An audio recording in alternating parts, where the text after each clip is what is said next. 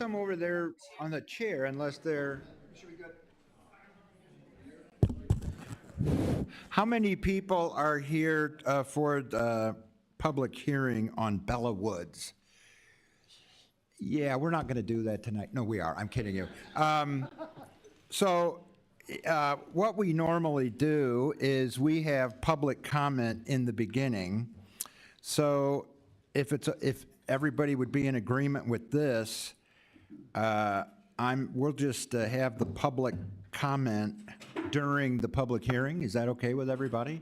And you can just come up and just be heard then rather than, and then if you have any issues, raise your hand and we'll call on you then. I don't want it to be too structured. Is everybody okay with that?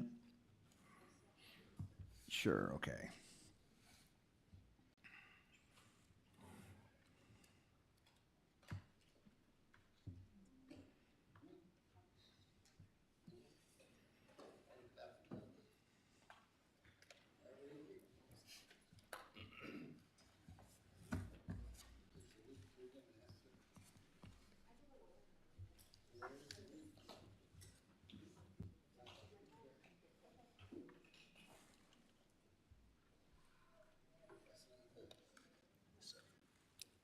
Oh, it is. All right, we will call the regular meeting of the Cannon Township Board to order for Monday, February 24. We'll start with the pledge. I pledge allegiance to the flag of the United States of America and to the republic for which it stands, one nation, under God, indivisible, with liberty and justice for all. Todd, would you mind doing the invocation? Sure. Yeah, I'd be honored. So for those that choose, would you bow your head with me? Our Lord and our God, we pause today to give thanks. Lord, we are thankful for all the blessings you shower down upon us each and every day. Lord, we thank you for this township we live in. We thank you for all the people in this room that give of their time and their talents to help make this township better. Lord, thank you. And we want to pray for guidance, Lord. We pray that you guide us, give us wisdom, help us make good decisions that benefit the folks of this township. And lastly, we ask for protection. Lord, we ask you to protect our first responders, look over our firefighters, our law enforcement, and our EMTs. We pray this in Jesus' name. Amen. All righty. Nancy. Jim, Cy, Henry, Here.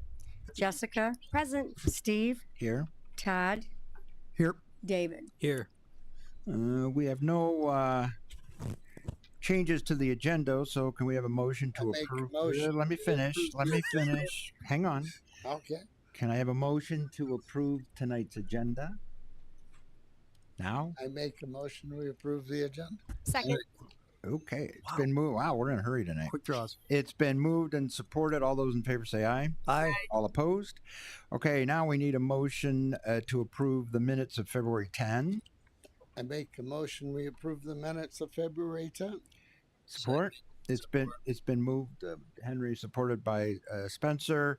Any questions, comments, changes to the minutes? If not, all those in favor say aye. Aye. All opposed?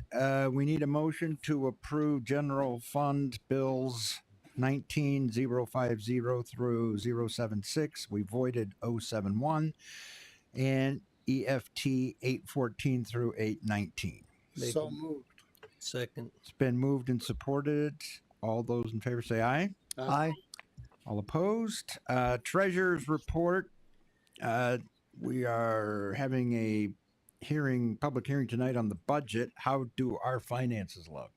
The fund balances are healthy. They're strong. Good. Jim, where is Jim? Jim is not here. Okay, so there you are. You don't have any place to sit, do you? He's working on the chair. He's getting chairs out. Oh, you're getting more chairs out. We do have more chairs. Wow. Yeah. Good to see a good turnout tonight. Yeah, there's a couple of seats up here, and there's three in there, and a couple here. While you're doing that, Jim, do you have any comments on the fire report? Okay, thank you. All right. So anybody that doesn't that wants to speak to the board on anything other than Bella Woods or the budget, come on up now. So, okay. It's all right. So we'll close that. All right. Update on Kitson parking. I talked to the attorney today. We are continuing with the legal strategy discussed in closed session with the attorney last time. All right. Public hearing on Bella Woods. I need a motion to open the public hearing. I make a motion, we open the public hearing on Bella Woods. I second. All right. All those in favor of opening the public hearing, say aye. Aye. Good. Opposed? So what we're going to do is this will be public hearing and just a little bit of history.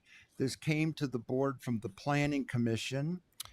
And what came to us was we are not adopting or approving the development, no matter what, tonight. All we are considering at the board level, and we're not going to vote on that tonight, is whether or not to simply pass a contingent ordinance, an amendment to our ordinance to allow the Planning Commission to review this and allow the potential for this development. So just so you know, no matter what we do, that's not the end of it, even if we did approve this contingent amendment.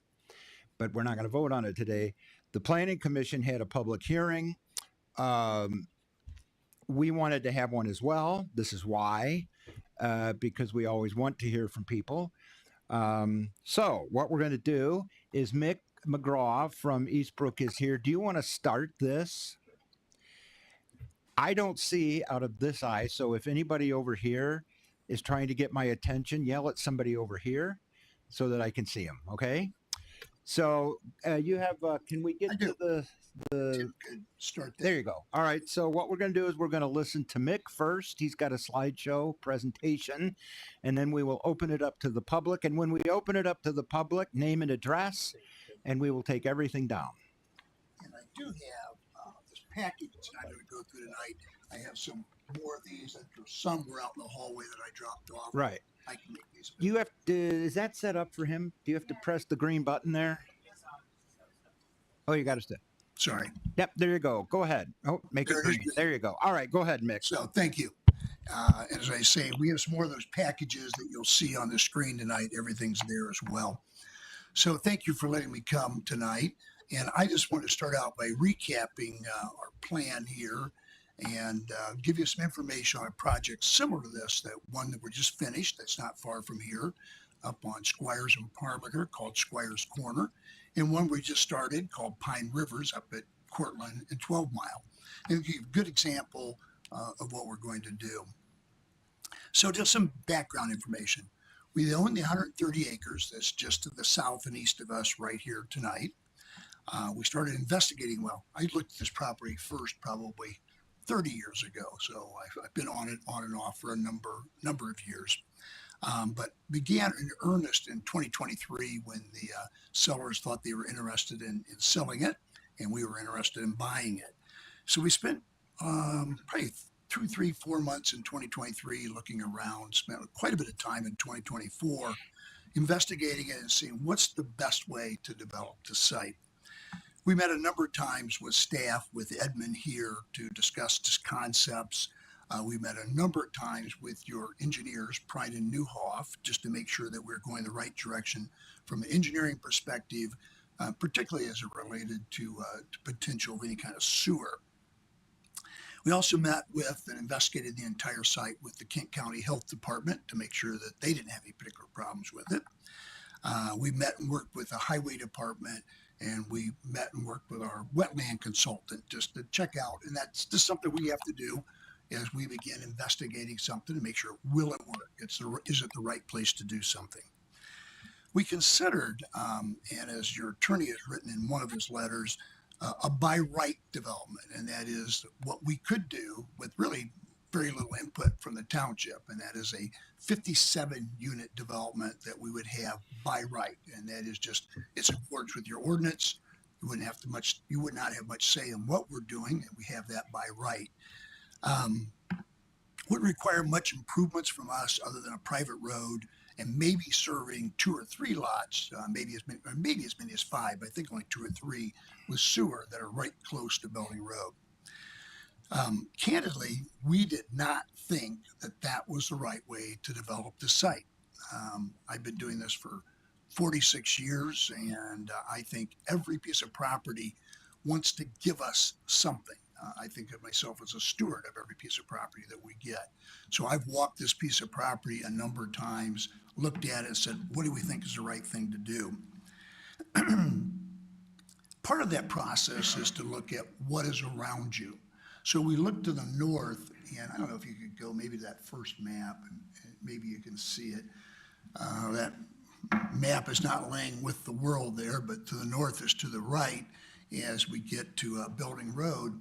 And right to the north, really as you get right across the street, those lots there are about 1/10 of an acre each, quite a few of them less than 1/10 of an acre. The lots to our east are about 5/10 of an acre. And to the south, many of them 3 to 5 acres. I mean, the lots just get larger the farther south you move. So as we looked at this, we just said, we think we need to be considerate of what's surrounding the site. We didn't think that necessarily meant there was just 57 units just done one as a monolith, all looking the same. We also wanted to focus how much sewer we could put in here. We felt like the piece to the north, particularly there's a big ravine there, and the drainage course runs to the north. We thought as much of that as possible should be serviced with public sewer if we could do so. So in working with Kevin from Prine and Newhoff, we determined that 24 lots could be serviced with sewer. So that is what we did. Then we wanted to have various lot sizes. So as the lot sizes move south, they just get bigger till we end up at the very south with the lots are all 2.5 to 6 acres. So we just wanted to have something that was consistent with the surrounding area. All the lots are very large. You kind of see it when you see those lots as, comparing it to the lots right to the east there in Somerset, which is a very nice community, but these lots just happen to be much larger than that we're proposing now. So again, we thought it created that consistency. As you said, Steve, we came to the Planning Commission in October and had a good dialogue with them, but did not gain their approval. But we listened to their comments. We also came to this board in early January. We believe the plan we're bringing to you tonight is just a few changes, actually a number of changes that are what we learned from you people and from the Planning Commission, things that you guys wanted us to do. So this plan tonight is 61 lots. As I said, we had 57 by right. We are proposing 61 lots. We are proposing that 24 of those lots will be served with sewer. We've incorporated into our plan every suggestion made by both Edmund, your planner, and by Jim Scales, the attorney for the township, who did the review. While we believe our future homeowners all want to own a large piece of property, we also want to protect this very wooded site. So we have set aside 27.4 acres in do not disturb land, which means you can't cut a tree down for any reason unless the tree is dead or diseased and you want to get rid of it. We've had periods of time when, like in elm trees, you really wanted to get rid of them because they were just really carrying in more contagion, or it's endangering the property. And so behind every lot, there's at least 40 foot of buffering that's required. And then between the lots, there's 30 feet. So you can't cut down any tree. And as you'll see in some of the developments I'm going to show you here in just a minute, particularly Squires Corner, which anybody is welcome to go through and take a look at it, you'll see that actually in the end, we preserve much more than that. The minimum lot width here on our lots served with sewer and water is 150 feet. Most of the lots are 240 feet wide. So I mean, these are very large lots. So that is how we like to develop it. One of the other things that we heard was we'd like to have some pedestrian connectivity. And I don't know if you can I don't know if you can blow that up or not, but, or you can point to it. Yeah, that's helpful. Thank you. There's the trailway that runs. You see that red line there. There's a trail just out in that area, and we want to connect up to that. The red is not our property; it's property that's controlled, I believe, by the township. That property is controlled by Somerset. Actually, it's got an easement on it for the township. Oh, does it? Right? Yeah, yeah. Oh, So I did not. as we've worked, What's that? we- Put that in years ago. Oh, yeah. foresight. So as we've worked on this with both Edmund and others saying, well, we'd like to have a connectivity. I think that is a good thing as well. So where it's red, we don't control it. We're not proposing. We put in that trailway. We're proposing that the township work together to do that. Where it's blue, we're proposing that we put in a trailway. You kind of maybe make it a little bit smaller. Yeah, that's good. So where it's blue, we would create a trailway, and it would go all the way out to Building Road. It also goes north, and then between a couple lots, see lot 4 there, that blue line, maybe put your cursor on that blue line. Yeah, now go left there, which would be west actually. Go along lot 4, see lot 4? There we go. Follow that blue line up, and then follow it right all the way to the end of the property. And then at that point, we're on township property. So the idea would be that we would give to the township, we would pay for and give to the township that trailway. The red we don't do, it's not on our property. The blue we would provide, and that would be a public trailway system, and we would pay for it. So we think those are the things we were hearing, that we wanted some connectivity, we wanted some preservation. I think the best way to show you this is just to give you some examples. So maybe click to the next. These are 2 projects, and anybody can go see them.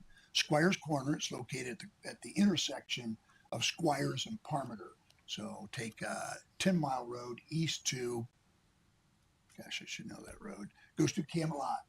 Maybe I also have to know the name of that road. Camelot, you know where that's at? Yep. Turn left there and you go up, turn right on Parmenter there. Go right to that corner and you can go in Squires Corner. That's the one to the left. Those lots are all between 100, and that happens to be in Cortland Township. Those lots all happen to be about 165 to 185 foot wide. So as you're going through it, recognize most of these in the Bella Woods would be about 235, 240 foot wide. Pine Rivers, that's the one going at 12, well, it's Cortland Drive, just north of 12 Mile Road. That one we've just started, so you won't see as much there, but the road is all put in. You can kind of get a feeling for it. Go to the next slide.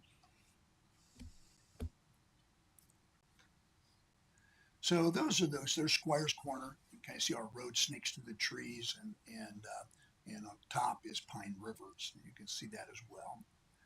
The next slide. Next one.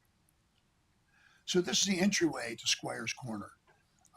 We happen to believe as a company strongly in landscape, and we believe that when you're coming into a development that you have to appreciate it, you have to like it, it has to be something where you want to live. So that's the entryway for that community. Next slide. And this is going to go through just you can probably go to the next one as well. Just give you some houses. Well, one more, please. So yeah, houses are placed in there. This was probably taken before they were all built. So you can kind of see a housing pad as we snake them back in there. Go to another one. And there you can see some more.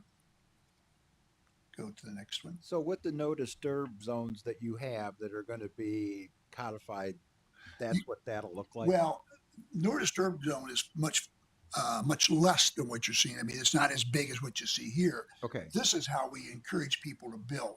So the no disturb zone wouldn't have been everything you see here. That's for sure. Oh, that's in the green? Yes, it's in Okay, the green. on the map. Okay. got it. So we want to make sure you can't even cut a tree in those locations. We want to maintain those boundaries between properties and just save the trees. But we also want to encourage the homeowners. So we don't want them to take down any more trees as possible. And this is what we end up with. Go to a few more slides. So you can kind of see how that happens. And again, this is Squires. All of these are 165 foot. Now, this happened to be in a little spot that didn't have any trees to begin with. There was a little meadow inside of that big 80-acre parcel. And so we've added some trees between these properties, saved what we could here. Able to save quite a bit on the right. There wasn't anything between these two homes. And there might be one or two small spots like that within the Bella Woods. Another example, that same thing. So just to give you an idea, we want to surgically place the houses within the site. We don't like to mass clear. I won an award for National Arbor Day 20 years ago because we love to work with trees. I mean, we think it's important. All right, Pine Rivers. You won't see as much here. This one's just started. The area to the right was a big open field, and that's where we ended up placing our detention area. Go to the next slide. This one, so early. There's pavement back there now, but just give you an idea what it looks like during the construction period. Keep going. And keep going. So, and that's, sign's not up there yet, but that's what we're going to do at Pine Rivers. Oh, so on that picture, that might be fairly close to how the township trail would look coming through, right? Yeah, this doesn't happen to be at the Township Trail. Yes, But that's what it would. sure. Yeah. That's how it can look. So Bella Woods, we showed you a larger version of that site plan. I think this just gives you ideas. And some of this we do for ourselves to determine how we think the houses will be set. We will go through the entire community and we will create what we call pockets. So in every lot, we will have our area where we think the best place to build that home. In an undulating terrain on 2 acres, some spots are better than others. I mean, most people like to, if they can, create some daylight windows or view out. So we'll try and find the little knobs. We're trying to find the way to get the driveway into it. If typical, we don't even like to have the driveways going straight. We want to create anything but cookie cutter. I mean, that's the idea. And to make it look like that, you got to start with the end in mind. We actually have to plan that out up front. So we will go through there with our team. It will include myself, my son Michael. We do their development work. It'll include our construction team, our engineers, and we will go through. We'll start with a grade plan, all the topo plans, and we'll start out on paper and go, we think it's right here. We think this next lot should have it right here. The next one should be in a little different spot. And then we go out there and we confirm that in the field, and we create a plan that we actually give to our prospective homeowners, and we will mark those locations. We'll say, here's where you ought to build your house. This is the best spot for it. Now, sometimes, that gets adjusted, but that's how we preserve more trees even than our do not disturb. Okay, keep going. Would you be opposed to if the project is ultimately approved, we have to have an ordinance that goes with that approval? Would you be willing to have this no disturb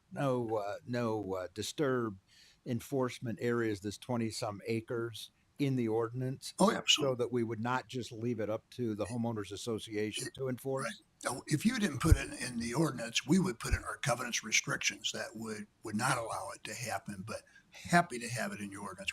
We would actually appreciate further control. Because we would have more ability to rectify it. You have far more policing powers than I have. Okay. That's for sure. So this is just an idea of what we might do in an entryway to create landscaping, to make it attractive. And there's another sign. We got many more than this. I go to the next one. And again, we do this a lot for ourselves, but it's also helpful for you guys to see what we're thinking. And jump to the next one. There's most of this kind of reminds me of this. There's most of it's on a public road. If you go back probably to page 2, my apologies for jumping all the way back. While you're looking, can I ask another question? Sure. there's a lot of concern. I have it too about the traffic on Belding Road, right? Um, whether you did this yourself without our approval, the 57 lots, or with our approval for the 61, that still has to be approved by MDOT, right? That's correct. And it doesn't happen if they say it can't happen. No, Okay. no, we knowing that it's on MDOT, we've already been to MDOT to see if we're in pretty good. They take forever. Yeah. We think that we're set. I mean, we're not really terribly concerned with that, but you always have to do that study, and Right. they're pretty dang Because particular. Belding Road's already, Right. road. They are very You, particular. They will likely make us do tapers. I know we'll have to do tapers. Don't know with if our we'll have to do tapers? tapers on either side so they can be bypassed so you're not holding up the traffic. I am quite certain they're going to come up with that. I don't know that they'll come up with a center for left. Whatever they come up with, You'll do. we have to do, Right. and it's at our expense. Okay. So I was just pointing out public roads. The kind of what I'll call the main entrance off of Belding Road and looping all the way around are all public roads. That public road does connect to the east there to Somerset, which is also a public road. And then to the south is a small private road on those larger lots to the south.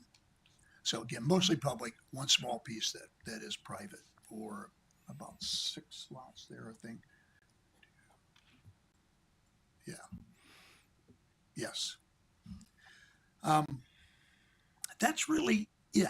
I mean, what we're looking at is we think it's better with 61 lots and doing these things and not having just a monolith of the exact same squares than 57 same squares. Okay.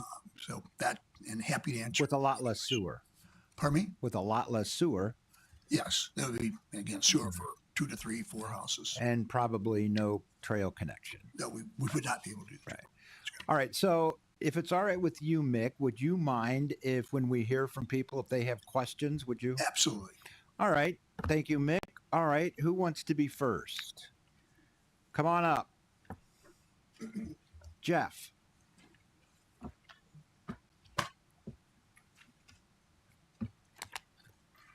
Jeff Twyman, 7353 Davies Drive. I'm here on behalf of my personal opinion, not the Planning Commission's opinion. I had a couple questions about the sewer, and you had mentioned that there would be 24 homes that would be connected to it. Yes. But if he does 2-acre parcels, isn't it determined basically off of the slope or the grade, basically coming off of Belding Road? Well, under the ordinance, our sewer ordinance, I think he would only have, it's only so many feet, I think 200 feet from the main. Okay. So it would only be if we didn't do this and we left it up to him with the 57 by right that he can do without any or very little involvement from the township. You measure that out, and that's where you came up with the. The 24 that we do have are gravity. Yeah. My So- point is I don't think we can fit 24 lots before the gravity changes, because when we looked at this at the Planning Commission, and there's a lot that has changed since what we were given. Yes. And I'll get to that point in a second, but I don't think we can fit the 24 lots and where the gravity would be. So I think that the sewer would have to play a role in the conditional rezone, a statement of how far back it would go. Oh, it Just will. because I know from the problems that we've had down the road, we'd like everything to be in writing, so we're not doing 5 years after the fact talking about Right. what's been missed. So just so I have this, because we're going to do minutes, and just so everybody knows, we're not going to vote on it tonight. We want to hear from everybody, digest that, and look at it in 2 weeks. So your issue is we won't be able to get 24 lots on sewer before that big ravine. Correct. We can't know. It's marked on that map. But if there is a conditional rezone to get the higher density, Yes. because we have to do the lot sizes, even if you don't get the conditional rezone for the 61 lots, if you did the 57, you still have to meet the lot size dimensions. And even if you went 1,400 feet off the road, that's only going to allow for so many lots, and it's not going to be 24. I mean, there's a lot that's changed on this, and I'll just summarize, make it real quick. go ahead.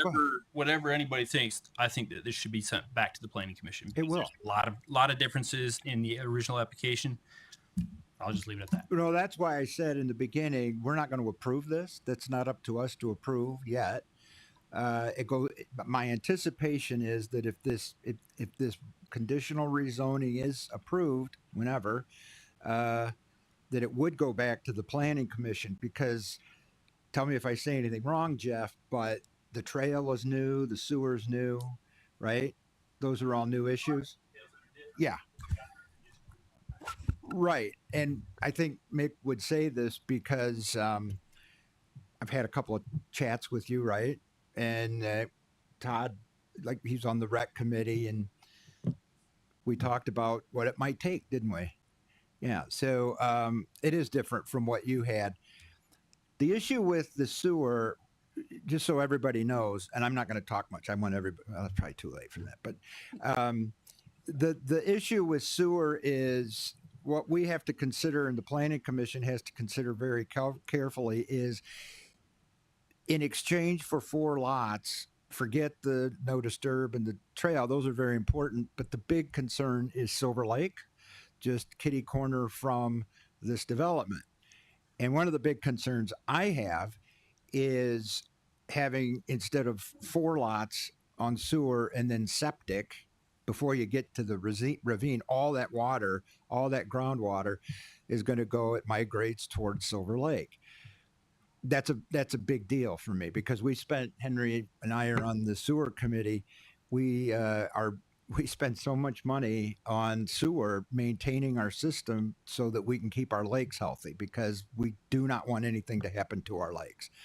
So that's a big concern. So basically, the way one could look at this would be, in exchange for 4 lots, we're getting 24 houses on sewer at no cost to the township. So that's something to consider. I will say, I think this is true, Mick and Jeff. The reason that's not all going to be on there, well, one might be the cost, but the other one is the topography, the ravine. We would have to have at least 1 lift station, if not 2 lift stations, that are extremely expensive to operate. And I don't think it's fair to turn over to a homeowners association the expense of a lift station. And I know that the North Kent Sewer Authority and Cannon, we don't like lift stations because they're just. We spend a lot of money on maintenance on them. Yes. And replacing the motors. Yeah, we have to replace the generators. Yeah. We do So, it all the time. And the other thing I think is that because of the topography, once you get past that ravine, the water, right, and the water goes the other way toward Armstrong Creek, which is where I live. So we do want sewer there. No, no, but that's just the way the water, and that's where septic is. So, all right. Thank you, Jeff. Anything else from you? There's a list, but I think, if there's going to be changes that come over or elsewhere, I think we need to If whatever we do, it's going back to the planning commission. All right. Who's next? Come on up. Name and address, if you don't mind. Chris Radford, 7822 Silver Hills. I'm here about the access to Belding Road and the MDOT. So just trying to understand, I don't know anything about how does MDOT get involved in this project? Do they approve it? Does the township approve it? How do the parties all interact for that? Go ahead, Mick. I can kind of get you through a litany of approvals. Generally, when we're developing something, you start out here, you start out at the local level. While we're doing that, we know we're going to have to do these other things. We got to get to Eagle. We got to get to the Drain Commissioner's office. We got to get to the county. We've got to get to, in this occasion, we have MDOT because it's a state road. And I'm sure I'm forgetting 2 or 3 other steps as well.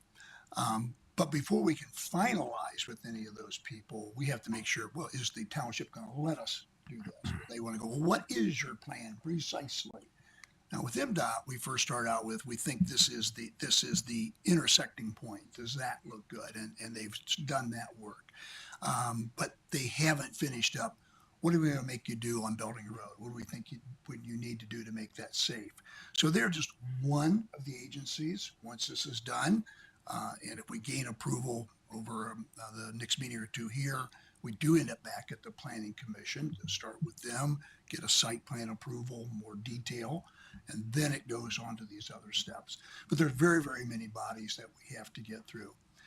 Again, I've done it for 46 years. My engineer here, we've worked with for at least 40 years as well. And they're, we have pretty good ideas of what we need to do, but it's never final till we get ground through the government of grist mill. And so that's yet to come. So the MDOT approves the access or approves Mhm. the plan of the turnoffs and all that. Oh, yeah. They approve it or they reject it. Yeah. Either way, they have to live with it. They start out very preliminary. Okay, preliminary, that looks good. Now we have to give them every piece of geometry, every arc, every tangent, every foot of how a road moves. And they will measure that out. My engineers will take weeks to do that. They get it to them. They send it back and go, well, we don't like this. We don't like that. We think you need to have that taper farther this way. Or we come on site and we want a little something different. Generally at that point, it's not giant measures. We think we've been through that. It's more minor, but it always takes a little bit more. So MDOT would have to say that absolutely no way. Yeah, they can. I don't think they would. But No. they have the right. It's their road. Yeah, they control that road. Mm-hmm.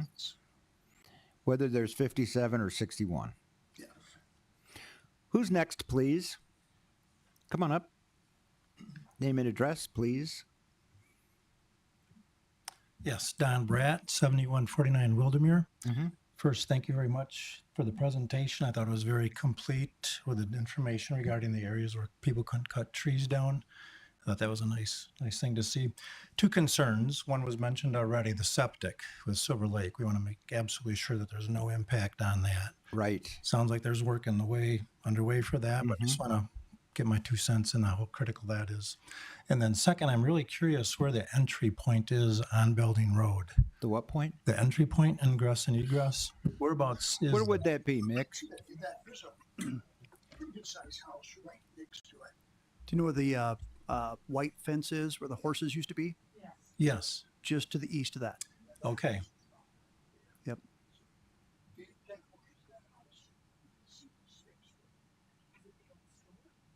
No, there's woods It's, there. A lot of west times of people from Silver Lake park their trailers there. Yeah.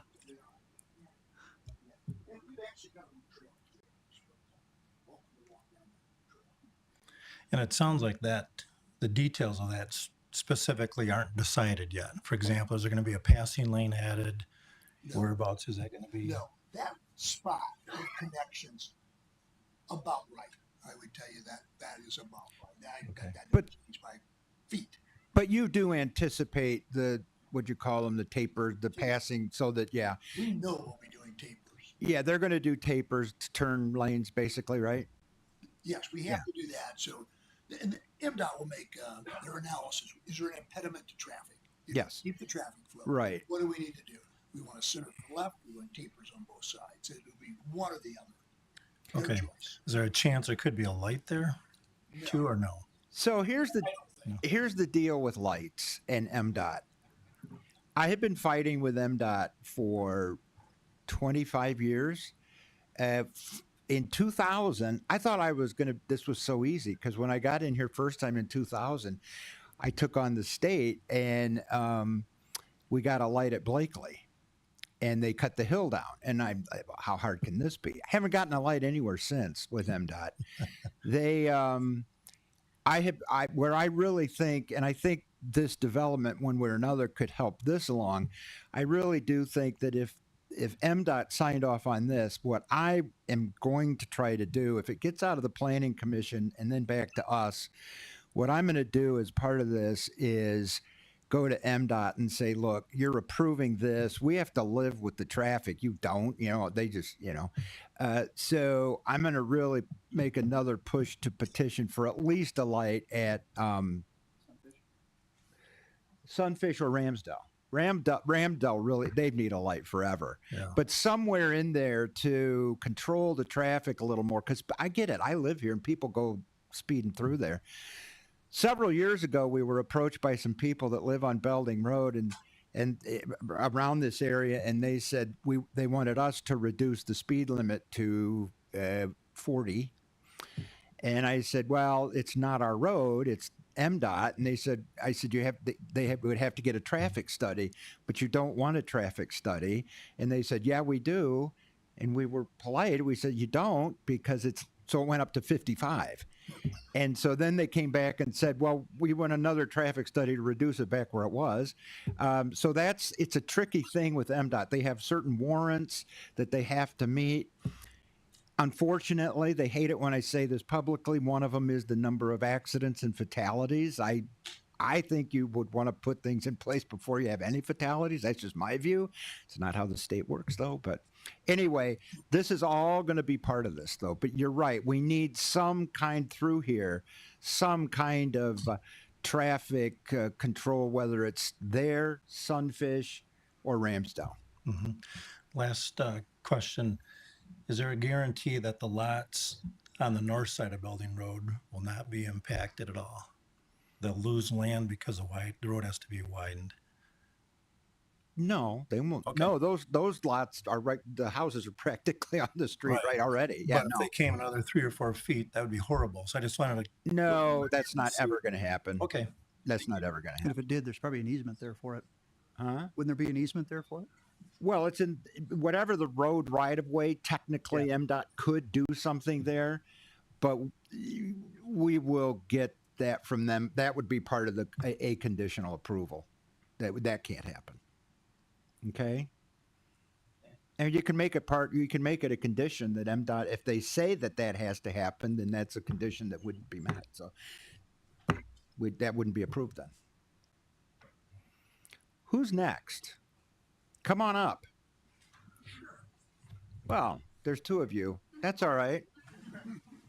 I'll be quick. Oh, right. Thanks for the opportunity to speak.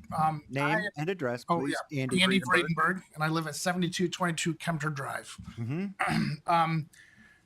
This is one of the last large parcels of land that is going to get developed. I mean, we know that. I've lived here for 20 plus years. I've been watching this land for a long time. You know, it's going to get developed one way or another. I think, though, what we need to be looking at is how creative can we be with developing it? A lot of the land around it that have multi-unit housing in it are all zoned OSPUD. Mm-hmm. That's open space planned unit development. And it creates open space between homes, open space for people to walk, enjoy the outdoors. I look at this and I don't see any creativity to it. I see a lot of cookie cutter lots. And one question I had was, what's the size of the lots, the 24 lots, where you were going to have 1 acre or larger? Yeah, one. Okay, so if I look at the map, before we get to the estate lots, what's the largest lot of everything to the north? Well, starting like, What's the street there, Drive? all the slots here are greater than 1 acre. Everything here should be from about 1 3/4 down to 2.5 down to 6. Yeah, the estate lots would be the larger ones, 5-6 acres. I guess my point is that a lot of the development that we've seen, at least in this area of the township, has really been in the open space plan unit development form. And I think this is a good opportunity to try to use that same type of development here. We could cluster more of these smaller lots in areas, keep more open space. I don't live there. I'm not going to live there, chances are. But I think that if you want to look at all the other developments around in Canada Township, adjacent to it, in fact, that's what you're seeing. And I think from the way we have developed our neighborhoods here in Canada Township, it makes sense to do the same type of thing here. I will add, though, that it is important that we address the sanitary sewer situation. I recognize that is a situation that probably has to be dealt with as well. And I recognize the fact that a developer needs to be able to generate enough revenue from the sales to be able to afford to do that. But I just would like to see maybe some more creativity in how they're laying out the lots. I recognize the open space areas, no cut zones, let's say, between lots and houses. But if you look at Dick's Farm, for instance, or if you look at Somerset Meadows, there's a lot of open space there that we've run our township trail through. And I think that kind of thing could be applied here and just make it a much more creative development. Let me just respond to that. if I could. Sure. What we think that our customers are looking for, one, I'll sort of backwards the trail. We're going to Yeah, can you, yeah, I'm sorry. So I'll work backwards on your comments. We're going to provide the trail. We're not asking the township to pay for that trail. We will do it. And so no expense to the township. So we're solving that issue, we believe, when we think it's the right thing to do. Secondly, when you do, say, your open space PUD, so let me just point something here. And I built probably half of these homes. So I love the homes, I have to. And great people and great customers there. But you end up with that cookie cutter. This looks more like something suburban that I would also do in the city of Kentwood, the city of Grand Rapids, wherever else that we might be working. When we do it like Well, let me just comment about that. Your Bella Woods sign is over, but if you do look at the Somerset Meadows development, there is a lot more open space than what we're seeing in the proposed development. you will, I'm not so sure that is true. Okay. Because if you would look, if you go back some of my slides here, the Squires, the important thing is when you get this, you be driving something, you see every house in Yeah. Somerset. When you get, keep going. I'll get you through a couple slides, just how houses set. It's about how you site the home. So I said before, we will create, here's the pocket on that house, on that lot where this should be built. Now we'll alter it a little bit. Go out there and see in our best, not guess, it's working with their engineering. This probably 50 by 50 or I don't know, house would be large, so maybe it's 80 by 80 is the best place for it. And we may have a customer that says, well, here's my idea and I want it to be slightly over here. That's fine, but we will predetermine where they go. I'll keep going. Those would be building envelopes that you would implode on top of the lot size, Yes, we do it. It's not Right. something we submit to the which is no township. different than what happened in my neighborhood. Yeah, we don't submit that to the township because we need to control that. Yep. But what we end up with then is a house that's placed back in over another slide.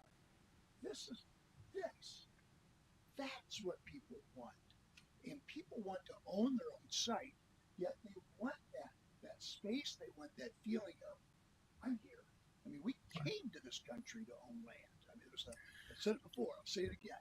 Thomas Jefferson's first draft was life, liberty, and the pursuit of property. We came here from a serf system, and we're only the oldest son got the property. We came here to have the right to buy land. So people want to own theirs. At the same time, I get that look that you want. You want people to say, can you feel like it's open? That's the best way to do it. Well, but if you go back to your layout of the plan, One there. you don't have the front yards covered with trees. That's a clear area where you can cut. So, I mean, my point is that you could, again, try to be a little bit more creative in the design and the drawing and create some more pockets of open space with trees that, you know, because I see myself driving into this neighborhood right now and I'm looking at house. You won't see that. Drive. Well, I'm just telling you, your plan does not provide for a no-cut zone in the front yard. I totally get that. Okay. Driving, I did the exact same thing. Driving, have you been to Squires? No, but I've been in a lot of your developments. Well, go to Squires Corner. 'Cause All right. This isn't like. I mean, you developed Cannon over on Bella Vista, all over the place over Yeah, there. Yep, half a I lake. get it. So, yeah, but this is entirely different than that. Well, You need to go look. because there's a lot of trees. Well, and well, I think that's the key. Here's Yeah. the other thing too. Well, that's all I had to say. I just Yeah. think we could be a little more creative. No, I got it. You know, I think that the steps are there. It's going to get developed. Let's figure out a way to make it a very good So that- development. Good. There's a Thank- couple. Thank you. There's a couple of issues too. One of which is that we can't force a developer to say, "I will do an open space plan unit development because you want me to." He doesn't have. We can't force him to do that. And the other thing that would concern me, I'm not on the planning commission, but the other thing that would concern me about an open space plan unit development here is generally you have the some open space in the front to buffer before you get to these houses with. And if you look at the map, look at how little those tiny lots are at in Somerset.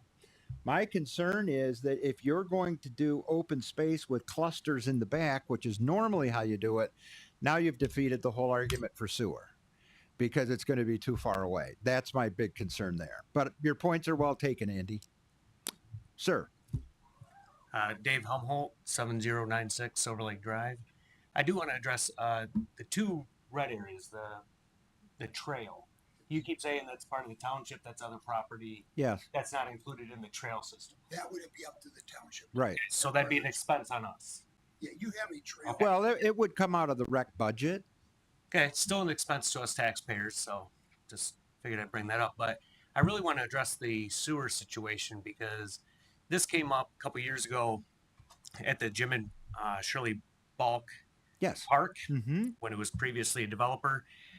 Big concern there with the sewage system, Yes. right? And Mhm. capacity. Yes. Has anything changed on that since then? The Increasing this capacity. I checked with our engineer. The 24 houses on here will not affect our sewer capacity. Because I've heard that there's actually problems with sewer capacity, especially as we head west down Belding Road, and we are at the recommended levels already for the sewer capacity at those areas. We have capacity. What the problem with that place was that you're talking about, they wanted to put 450 houses on. You're talking about at the old golf Yes, course. right. I'm not talking about the old golf course. I'm talking about right now that we're already. Well, I know what you're talking about, but you started with the golf course, and that's where that study came up.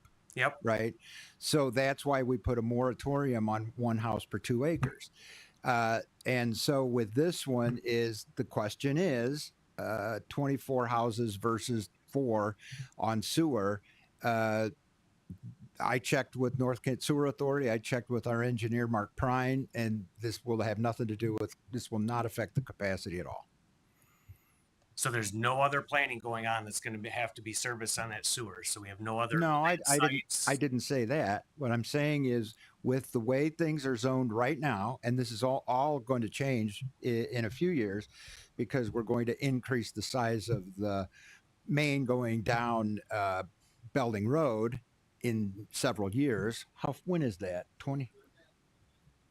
Within 2 years, I believe we're doing the upgrade Yeah.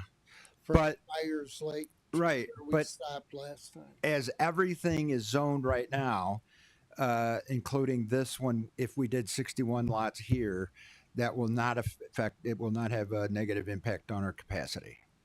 Okay.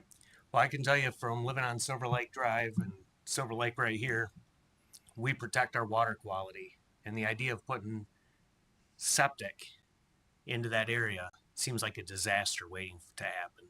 Well, And unfortunately, I know that I can speak on behalf of almost all the owners on that lake that would be a mistake to put septic and allow septic to go in here. well, that's why we're putting sewer where we can. I want sewer on every single one of those lots. It would be up to them to pay for it.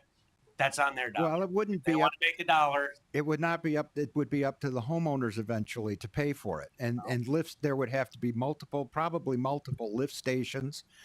And here's the thing: if we require him to do that, then what he'll say is, "Well, I'll just do my 57 lots."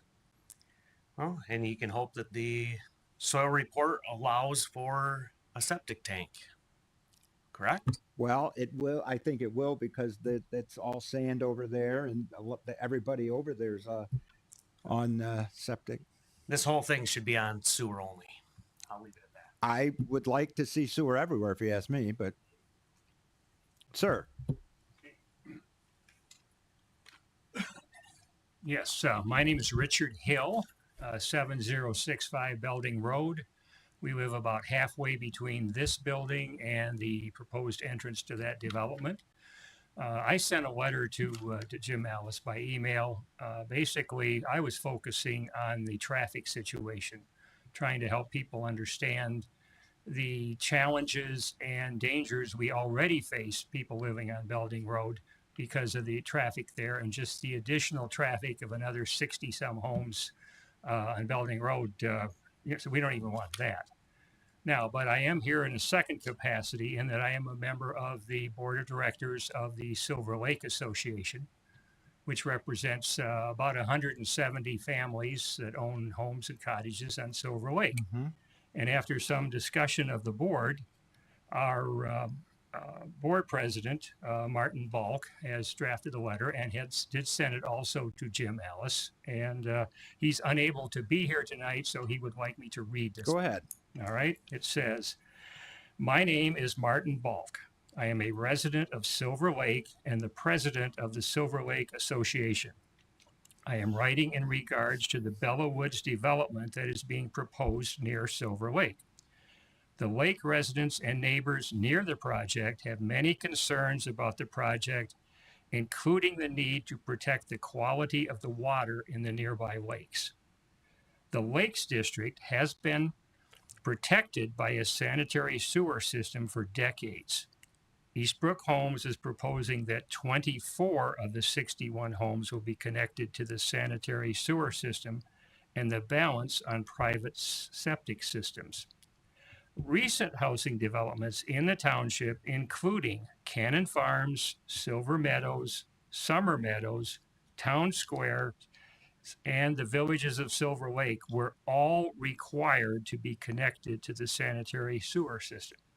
We are asking that the Cannon Township Board require that all homes in the Bella Woods development be connected to the sanitary sewer system.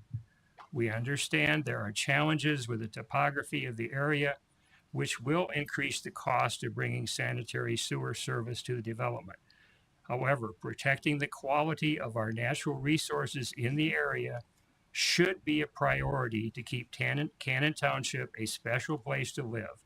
Thank you to all of you who service on the township boards. We appreciate your service. Sincerely, Martin Balk." Thank you. So I anticipate that, I don't know how this vote will go here. We may not even approve the amendment to the ordinance, so it may not go anywhere. But what I anticipate is that if we do the enabling ordinance to allow consideration by the Planning Commission, I am certain, without speaking for them, but at a minimum, they would require our engineers to do an analysis of water flow, and the potential impact on the lake. I would think that's, Jeff, you had your hand up? Yeah, the only thing I was going to say, what they currently we did sewer study and it's at least 74 to, we don't walk there. Microphone. Everyone online can't hear you if you're not in the mic. So back in September, there was a sewer study done for a different development that we're looking at on Young Avenue. Across the street. Down on Young Avenue. Oh, down Young? Considering this one, and that sewer study had that in that packet, and it showed that our current state, we do have capacity. We don't know where we're at, to be exact. We're within a range. If we add those two developments, being this one and the one down the road, it does take from Myers Lake and Belding Road down to the first gas station and put it in the red, 100% capacity in front of Rick's. That's what people are concerned about, is the future use of it. But yeah, PC and Jess can speak to this too. We would ask for. Of course you would. We need to know where we're at so we don't put anybody else in trouble. So yeah. Absolutely you will. And the other thing is that along Belding, in our sewer district, it can be developed as zoned without a negative impact on the township, on the sewer system, on capacity, I should say. Okay. I just have one final question. Go ahead. When I sent in my email to Jim Ellis, I did ask for some kind of a reply to confirm it was received. Never got one. Martin Balk never got one for his letter. How do we know that? And I know a number of other people that have submitted letters. So send them to me. That these have been received and that they will be read by all the people who are going to vote on it. Send them to me, because I always put them on the agenda under correspondence, and I always respond. Yeah, I do. The instructions that were published. Well, unless they're said to send them to Jim Ellis, so that's where most of the letters. Oh, did it? Copy me on them, and I'll make sure they're read. I'll make sure they're disseminated, and I'll make sure they get in the agendas. Well, unfortunately, not everybody who already sent one in will know about that, and will be. Well, Jim's going to find out about it. I hope Jim can find the letters that he received and make sure you get them If you did you email them or mail them? emailed. Then we keep our emails. Okay, good. All right. Thank you. Who's next? Sir. Hi, good evening. Hello. It's Brian Kraus. I live at 7192 Wilkinson Drive. Thank you for the opportunity to have a public forum on this discussion. I'm not an engineer. I'm not an attorney. I don't know how to develop land. So just take that with a grain of salt. I've certainly learned a lot about what it takes to do this kind of work in the last hour or so. What I would just say, and also in full disclosure, I've been in this community for 25 years. I live in Silver Lake right now, and I used to live in Summer Meadows, and great communities that serviced by the sewer. And I'm very thankful for that. That's part of the reason I chose to live in this community. This committee, this governing body, this board has done a masterful job making sure the beauty and the sanctity of this community is developed and maintained and nurtured. And that's why I love living here. That's why my family loves living here, and probably why many of the people here love living here. Now, protecting the water, in my view, is not a good decision. A trade-off of not putting in lift stations to put in a trail or a couple extra lots, it's not a good trade-off. And I implore this body and the planning commission not to do that. It's a bad decision. What would be a bad decision? If we sacrifice the quality of our water, that's a bad decision. We're not going to do that, by the way. Okay. So my point is that this body has done a great job protecting this community and putting in individual septics, which are individually managed and or perhaps not maintained, at the expense or at the trade-off of putting in lift stations that are very costly to maintain. Understand that is a wrong trade-off. And I just ask for. I have a question. Sorry. Yeah. I have a question. I have a question. Here's the dilemma I think that you can tell we're in. You can push hard on a developer, which we've done. If you comment, I mean, this is a beautiful place, right? That's Totally. because we push. Fantastic. Yeah, right. Fantastic. You bet. So here's the issue, though. If we say you have to put a lift station in, you have to put sewer everywhere, and he says, yeah, you know what? I can't afford to do it. I won't need like 200 lots or whatever, right? Then I'll be able to afford to do it. Here's my question for everybody. Would you be okay with the township using our sewer money to expand sewer in a private development and maintain it specifically for a private development? Because that's really what. I'm not an engineer. I'm not an attorney. But you're a taxpayer and you're a ratepayer. Okay. And that's my concern because if the public, because our capacity could handle it. If the developer says I'm not going to do it, and we only get 4 houses on sewer, which is not going to be good for the lake. This I can tell you. Correct. You got it. But if our engineers say 24, given the top, and it's all going to be engineer based, by the way, and Jeff Twyman is going to make sure of that on the planning commission if this happens. So our engineers, for them to approve the site plan, for us to vote and to approve the final site plan, because a site plan comes back to us finally, right, Jeff? Yes. We'll make the recommendation. Yeah, you may, right. So as one vote, I would not vote to approve any development that would in any way negatively impact the lake. Thank you. And that's going to be based on the engineers. But if the trade-off is going to be either 4 houses on sewer or all of it, and he says, I'm not doing all of it because I just can't afford it, and the association will not be able to afford the lift station, then we will have another public hearing, because what I'm going to want to know from people is, what would you rather have, 4 houses on sewer with a risk to the lake, or do you want to pay the ratepayers pay for the lift station and the sewer? Yeah. Again, I appreciate the opportunity to have an open dialogue about it.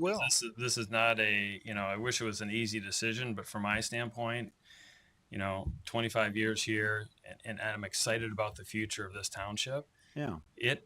Sacrificing the water quality, anything we do that hampers that is just a bad decision. And I don't know what the answer is, but we'll find it. A good answer. No, we'll find it. Okay. No, we will never ever compromise ever on water quality Good. here. Good. We spend a lot of money on our sewer Oh, I system know. for I the know. specific. We spent $1.5 million to reline the north part of Silver Lake, because when I got back in here in 2012, we filmed every inch of the sewer, Mm-hmm. every inch of it, and we did a hierarchy of what needs to be done when. Mm-hmm. And because it had to be done right away, and when I got back in here, we didn't have very much money, relatively speaking, in our sewer fund. We had to take bonds out. But we were so efficient with the bonds that we got. We put projects, Henry will verify this, we got projects that we had slated to pay cash. Mm-hmm. We used the bonds for those because we were so efficient with managing those funds. We have a 30-year plan, capital improvement plan on our sewer system. Mm-hmm. And we have stayed with it, and we're going to stay with it because it works, and we always come within the terms of that plan. We never have and we never will sacrifice water quality here, Good. ever. Good. Good. That's my point. Thank Good. you. Good evening. Who's next? Did you have something else? Come on up. Oh. 24, I think. Mm-hmm. Mick, you want to show him? Absolutely. He's all right. This marking this map is right here too. That is where the sewer is going to go. I pointed out the fair. Sewer extends like this up to here. Services these lots. Services these lots down to here. There's a sewer line right here that comes up and services these lots right here. That's what you get to the 24. So it's about the half roughly. Close. There's a large beam that comes through here and really services. From here we pick up some of it. This is as far as it will go coming from that elevation here. And this is as far as it will go because you fall into a ravine from that direction. Everything that sheds towards the lake is on. Everything before, what we had talked about was everything before that ravine, the water flows a certain way. That's what we've got him so far to agree to do. Right.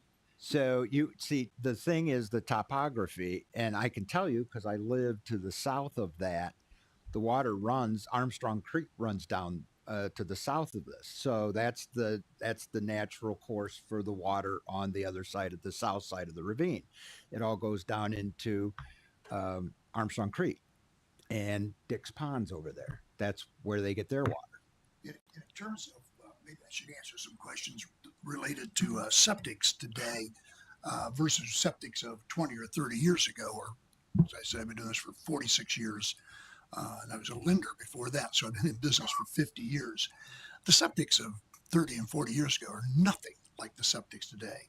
Now, the smallest lot you can have, we're building a development in Lowell, just on Alden Nash, just down from the high school. So it's a location that's not terribly far from here either.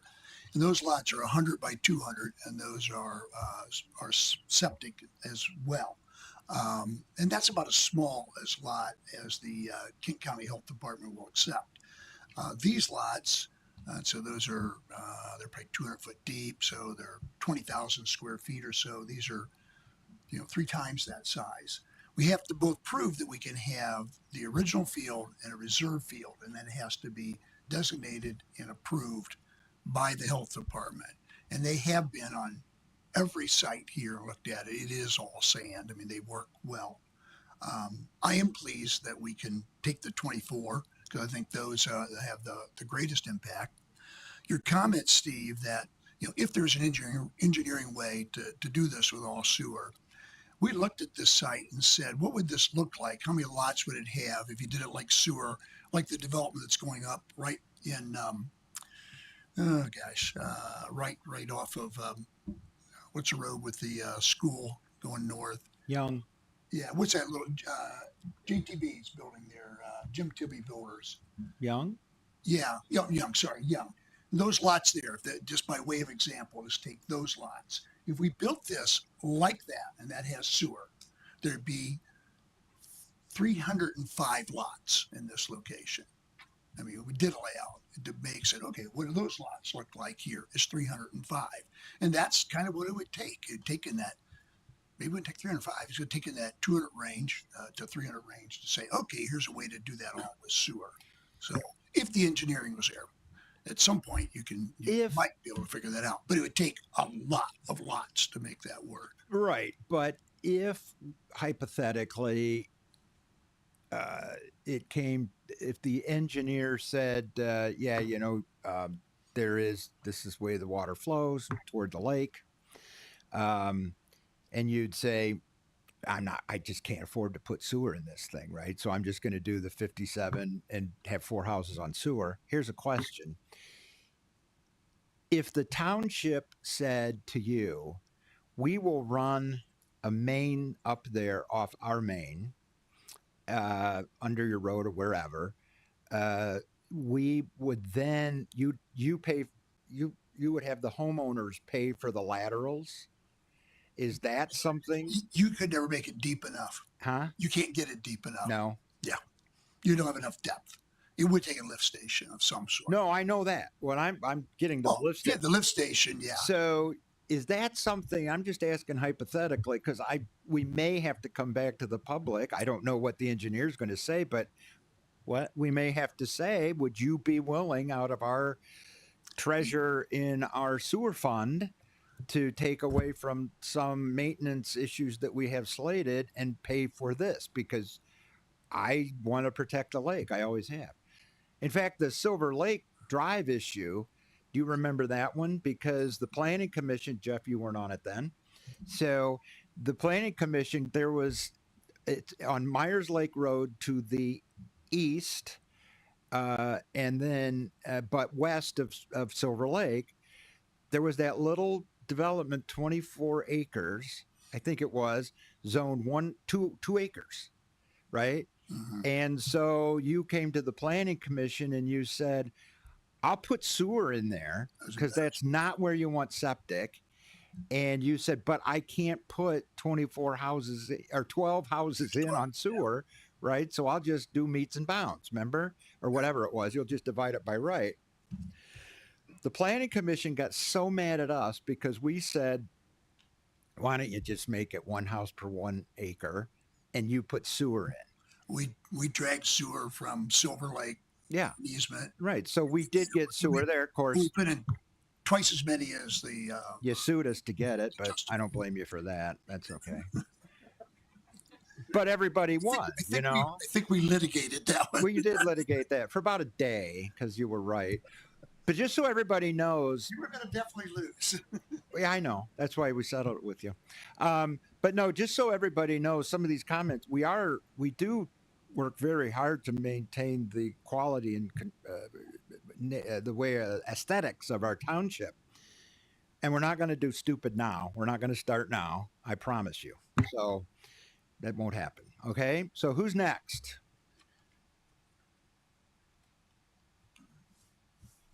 Rita Proctor, 7860 Silver Hills Drive.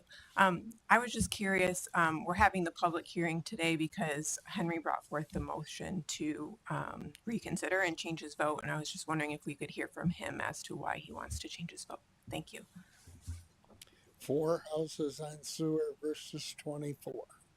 Basically, that was it. I went home that night and slept, woke up in the middle of the night dreaming about it, called Steve the next day. That was it. Okay. Who's, sir?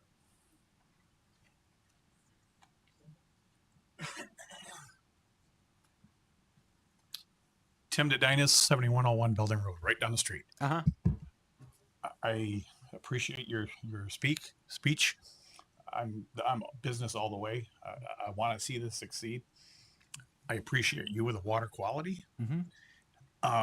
When I moved here 22 years ago, I asked the question at a lake board meeting. But before I answer, at a what meeting? Sorry. One of the lake board meetings. Oh, okay. And I don't know if you could tell me though or not today or tonight. What is the average cost of one of those lots?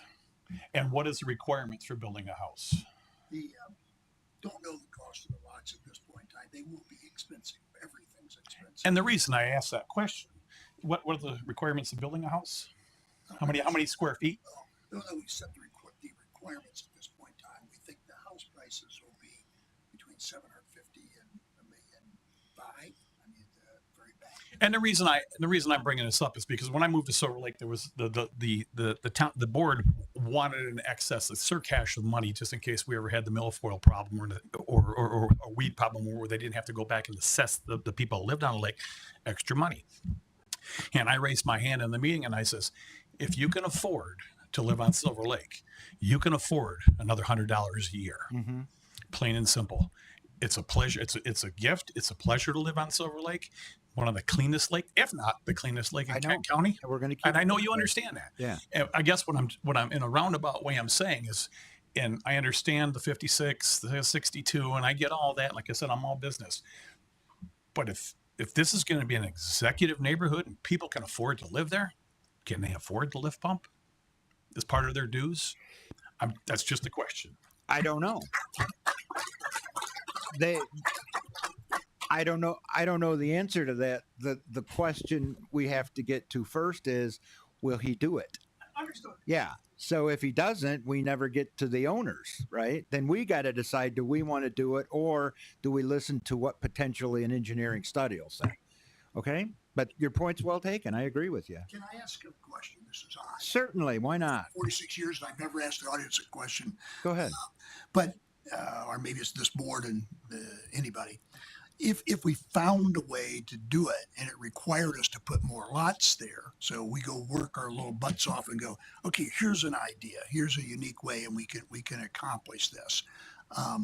We'd have to put more lots there. So how many lots do you think, hypothetically, ballpark, how many lots to take it down through that ravine, back up with a lift station and sewer?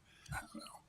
You're going to move from 60 to, and I'm purely speculating. Nobody's going to hold you to it, but it is on camera, so. whatever I say, I get held to. So yeah, I know. I'm prefacing with the speculation. It'd be 150, 140. Okay, so that's a question for this. Huh? No, 100 and how many lots? 150 lots. If we changed it to 100, if we found a way to do sewer, I'm betting it would take. As I said, we did the layout would be 305 if we did it the way the Young would be. But let's just say we got all right. Here's the least, and I don't know if these are the right number. Well, let's just say a lot more than we are now. Let's just try in excess of 100 to 150. I would hypothetically, because what we're looking at here is trade-offs, and this is what we do.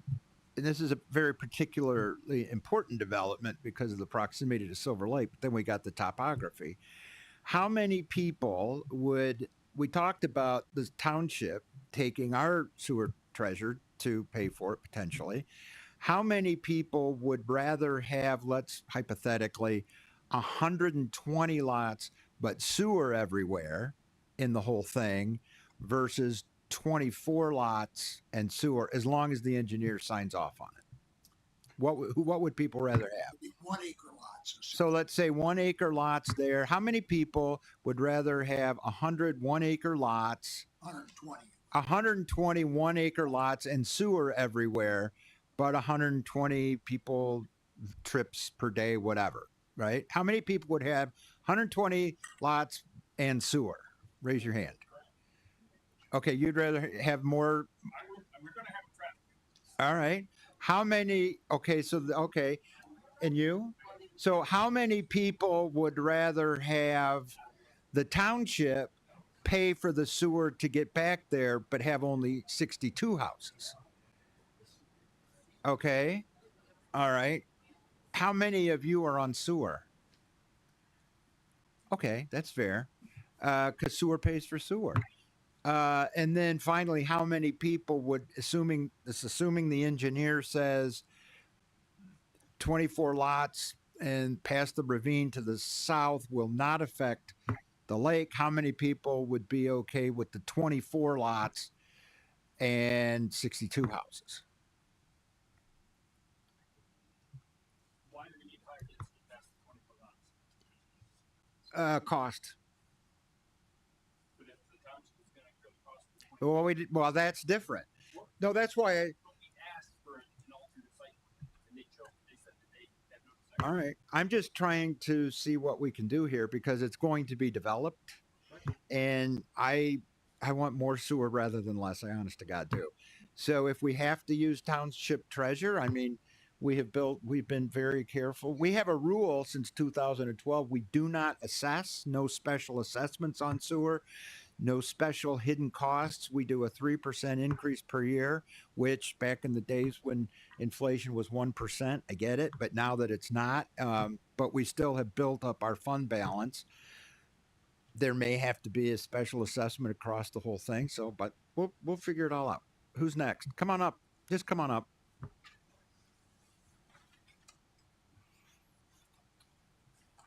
John, 6890 Farrell Drive. I think you partially answered that because you wouldn't do a deferred assessment on those lots. So if the place was sold again, that could kind of quasi finance what the township is proposing, taking treasure and doing. I haven't thought that far. I mean, that was just an idea. I mean, that's a good idea. It wouldn't be the first cost, but if you sold your home in 10 years, there'd be X amount of dollars. So the township could recoup that, because now you got a precedent issue.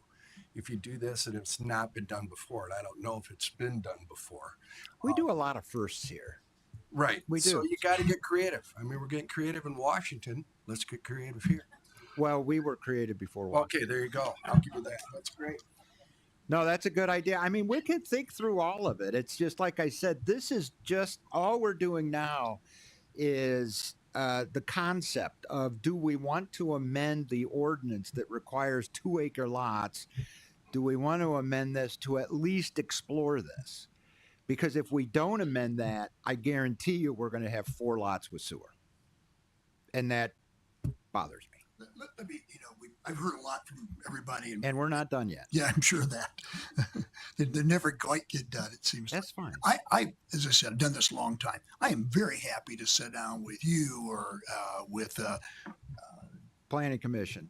That's where it starts. But I really got to sit down. I got to sit down in a room with engineers. So I need to sit down. The engineers are going to be key. That's why I said that. I need to sit with Kevin, who I know well, Kevin Gritter. I think he does most of the work. He does. And worked with him for years to sit down and brainstorm. But I also would need data from him. When is your new main going in? What's that capacity? We look at all sorts of things. Michael's actually in the International Builders Show right now, and he's looking at unique sewer concept ideas that we've looked at before. So I'd be happy to sit down with some of your staff, but mostly with the engineers, as long as I'm doing it in good faith, that we're willing to be creative. Well, here's the thing. We're in good faith, and so are you, because you can always say it's not going to be bad faith, but we could say, listen, we're not willing. They may say, the Planning Commission, we're not willing to go that far, and you say, fine, I'll do my 57 lots. Right. Right? Right. I'm in hopes that you own it. I mean, you're the owner, so. I'm in hopes that we can get more creative than that. That we will. That's not what I want to do. We're just trying to consider whether or not to let you guys try to work something out, so that you don't just let me ask you this while we're at it.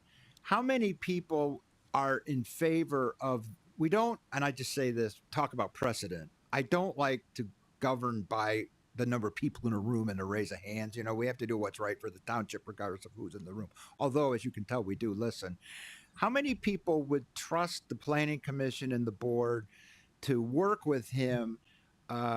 And in order to do that, we have to amend the ordinance to allow this concept to go forward. Because if we don't, it's over and it's 57 houses. How many people would be okay with us adopting the ordinance? It's conditioned only upon working something out between the developer, the engineers, MDOT, and the Planning Commission and the board.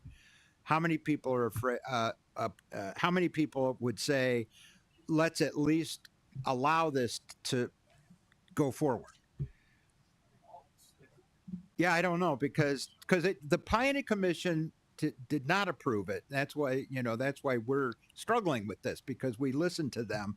But again, if we don't approve this contingent amendment, it's an amendment to change the zoning slightly from 57 to 61, but it's contingent upon working something out with the Planning Commission and with the board.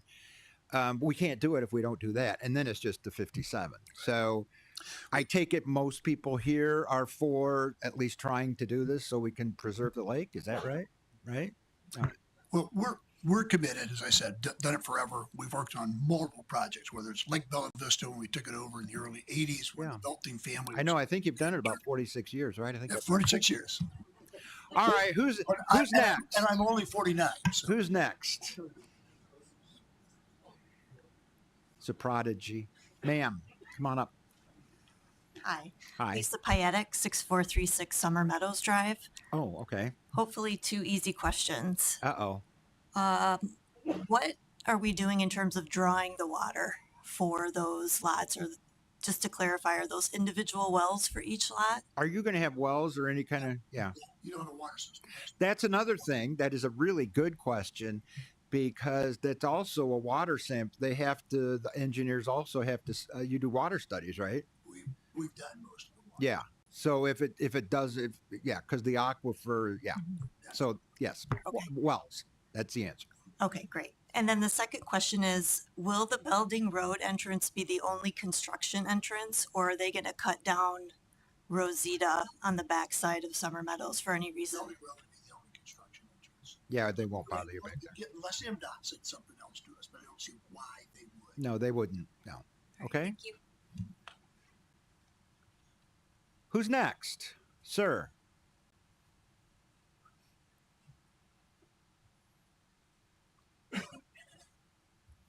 Yeah, thank you for having this hearing. Certainly. I'm the one who lives in the farm with the farmhouse, and I have some history with Belding Road traffic. Yeah, Some of you will remember I had a car through my garage a few years ago. That's right. So, yeah, I know. I'm sorry. It wasn't you. It wasn't you. It was you. But the thing that really strikes me, I have sewer questions too, and concerns about the water and the groundwater. But I'm most concerned about that entrance on Belding Road, right outside my house.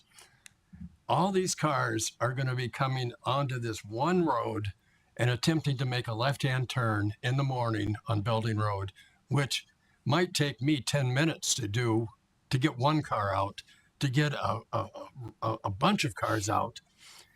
And I don't know, I don't have $1 million, but if I did, I don't think I would have any more patience than anybody else. And as the line goes down this road of people waiting to make that left-hand turn onto Belding Road, right, they get frustrated, they pull out. Oh, yeah. The potential for a disaster is just really, really great. No, I totally agree with that. That's why I've been trying to get a light down at Ramsdale. In fact, we just tried to get a light at the Christian school there. They said no to that too. It's all going to be dependent on what MDOT says. I get that. Is there going to be another when it's done? Are you going to tie into? We do tie into Somerset. In Somerset, I think it's more than 60 lots, but we tie in. We tie into Somerset right here, Rosita Drive. Although I don't see people going that way. Soon Somerset people, they're coming out right here.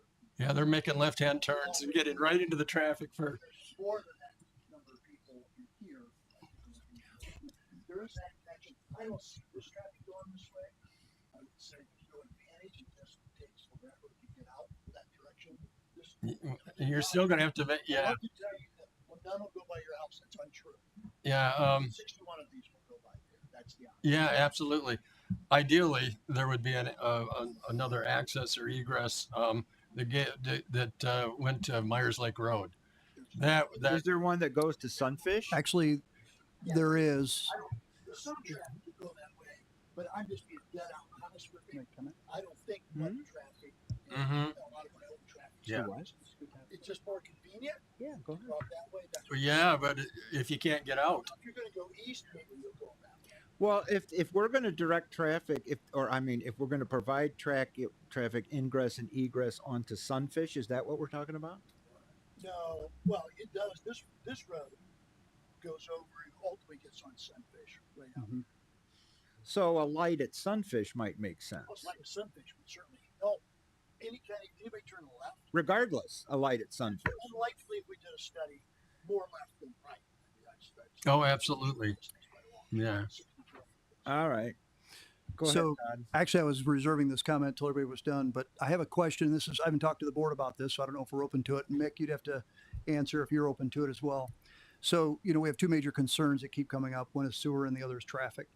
On the traffic concern, it's been said that everybody's going to be making left turns, especially in the morning, because most people work in Grand Rapids, very few work in Belding or Greenville. So in the morning, everybody's trying to make that turn out. I'm going to regret saying this because I'm on the Park and Rec Committee, and this affects our trails and such here. But our property at the township does meet this border of the property. And I'll stand up and I'll show you here in a second, but I'm going to speak into the mic for those that are watching online. I don't know if the board would be interested in allowing an easement to the development to run from the west edge of their property straight west over to Myers Lake on the south side of our property here at the township. What that would do is it provide another egress in the morning for residents of the development to go out to Myers Lake and south, sure, rather than trying to wait to take a left turn. And I'll show you where I'm talking. I like that idea. See, this is why we meet. So our border is somewhere, I think it's right here. So you'd have to change the way this development is here, Nick. But if we were to go right here and then just go straight west over to Myers Lake, it'd run on the south side of our property here. Now we would lose some of the loop trail we have in the back of the property, and we'd probably lose some of the mountain bike trail. But you're a very philanthropic guy. I'm sure you let us use some of this space for some of that, right? I don't know. He'd have known it. Oh, okay, all right. Well, maybe there's something we can work out. But anyway, that's an idea that we should talk. Yeah, we can look at it. I don't know that would work. But you're open to considering. I'm open to any kind of conversation. So at that point, you'd have three ways for the residents to leave, and that way it's not all funneling to the north. You said it. I think that one, few people are going to use the Somerset Meadows egress. Two, the residents of Somerset Meadows, which some are here, is probably not going to like that because they're going to be late for work and they're going to be doing 90 through the residence. So in that neighborhood. Yeah, that's probably true. And that's not a good thing for anyone. Well, the answer to your question from our perspective is we consider everything always. Okay. And we're open to everything always. We've said this many times. Our job really boils down to health, safety, and welfare, and that's it. Health is in this case sewer and traffic. Mick, if we could work something out, I would think if you want to do another show of hands, how many people would rather have? We forget, since we have a trail system there, what if we didn't do the trail connection and we took the money Mick was going to use to put the trail through the development and put it into a road that crosses the township? Hold on. Can I have my cake and eat it too? You look like you do already. Go ahead. No, I want the trail and the road to there. Oh, you want them both? I want them both.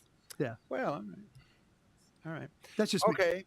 But anyway, those are good points, and we're considering one more question, if I may. Yeah, no, you may. You may ask as many as you want. On the south side or on the east side of my property, the buffer, there's an easement there. Do you intend to use that easement that goes onto my property? Haven't even looked at that. I would prefer, of course, that you not. Yes, of course. We kept our road. I know that do know something about that easement. I haven't done hard into it. We kept our road on.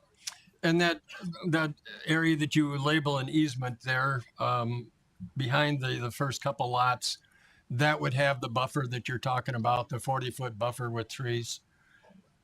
Okay, nobody wants to look at my place. Well, I looked at it. I got lost in my four-wheeler right through the trail went right through your property. Oh, you were trespassing. Okay, yeah, good. That's all right. I figured it out. Anyone's All welcome. right. Does that help? Thank you.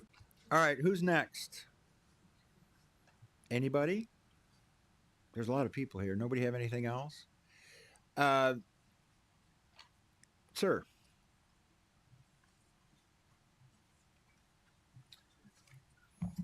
Matt Shipley, 6547 Summer Meadows Drive. I just want to say I kind of got involved in checking in on this because my property is right at the bottom of lot 42 there by that little pond. Where? Right there. Oh, okay. Just to the right. Yeah. Oh, you're a Somerset. Yes, Yeah. correct. So, having moved here 3 years ago from Pittsburgh, I'm not very familiar with everything that goes on. But I guess I'm looking for some clarification on if this doesn't happen, how many lots could he have with nothing? If he just came in and didn't, 57. Okay. That's just by the acreage size? That's just by his right, given the size of the property and the topography. Okay. because I kind of question with the topography and the roads and everything, if the number is actually closer to like 45 or. We sent the attorney. Your attorney's Our attorney looked at it, did the math, and Okay. All right.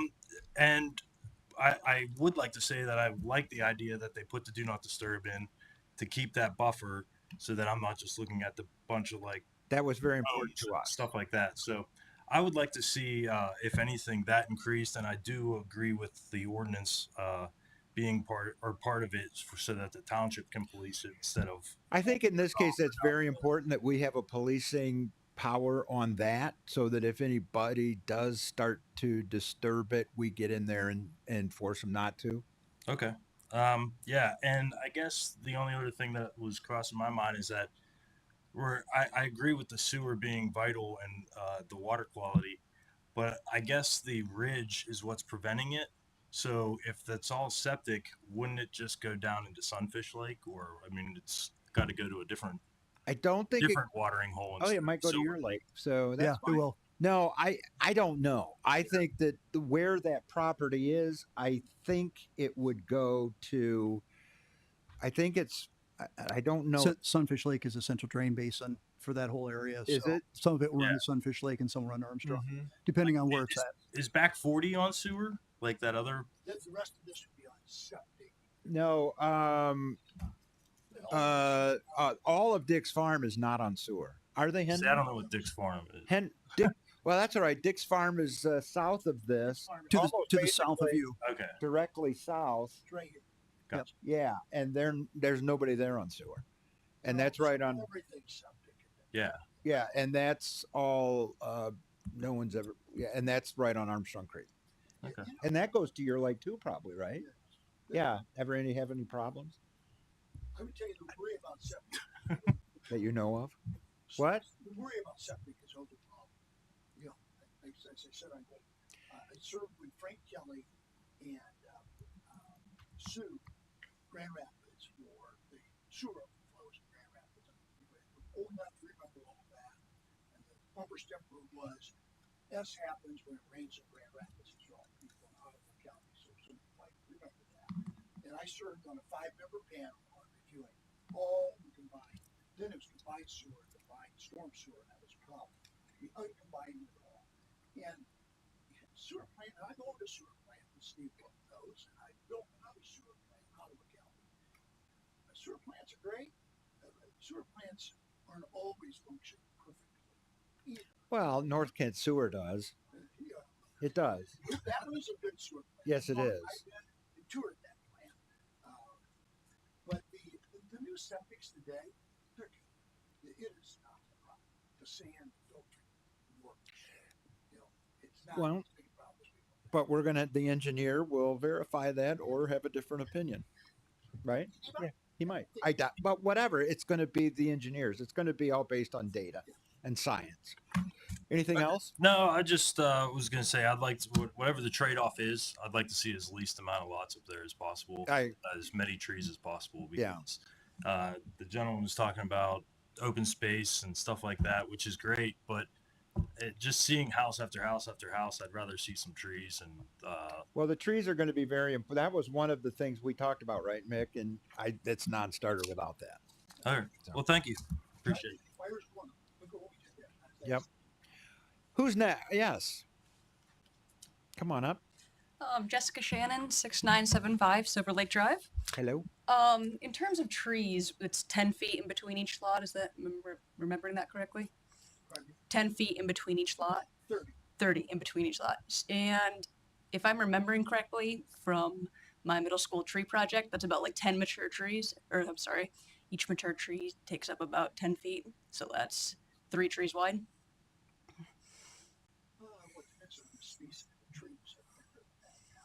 A large part of that property is a CCC forest, isn't it? It is. Yeah. Why, have you been trespassing over there? Oh, yeah. Yeah, okay. I have permission. Yeah, I know. Back in the 30s, Civilian Conservation Corps, Roosevelt's administration put men, I say men, but that's because of what it was. I'm not sexist. They put men to work because they didn't have any jobs planting trees. And so throughout the country, they planted CCC forest, and you can tell them because they're all in a row. And on that property towards the south, there's a CCC forest. Perfect rows. Just to take things out of arbitrary, feet into actual trees, it'll be about 3 trees wide. Yeah. Did you see my pictures before? Yeah, but you said it wasn't actually accurate in terms of what we'd be looking at. I remember like the one with a lot of trees around it. You said it wasn't necessarily representative of what this would look like. No, that's untrue. It's exactly representative. What we have there is the exact same thing. We have that requirement. You can't touch it. That's different. But it actually gets preserved. So a ton more. Go through Spider's work. Take a look at that. So I think what you're saying is what you anticipate is a lot more trees that are on there because that's why they're buying them. We're not clear cutting this. We won't cut any tree. Every tree I cut, even if I plant trees, I love trees. I've planted more trees than anybody in King County. I guarantee that. I planted at least 30,000, not 50,000 trees. So I love trees. But even if I didn't like trees, every tree I take down costs a fortune to take down. And everybody wants mature trees. It is what makes it beautiful. Save the trees. So we will save every possible tree we can. And if you don't think that I care about trees, if no other reason than it's an economic decision as well. Okay. And my second question is, has anybody looked at the environmental impact of outside of the sewers of people using fertilizers, using weed killers, using those type of things on their lawn? So that's a thing that is an issue with phosphates with the proximity of the lake. That's another thing the engineers will look at with groundwater runoff. Okay, but hasn't We have an ordinance against that already. Yeah. Yeah. Township doesn't allow phosphorus. We don't anymore. No. Well, there you go. Okay. Thank you. So the answer to that is yes and no. So, Thank you. okay. All right. Who's next? Anybody? Is that it? Sir, anybody? Whoever close. Yeah. That's okay. Come on up.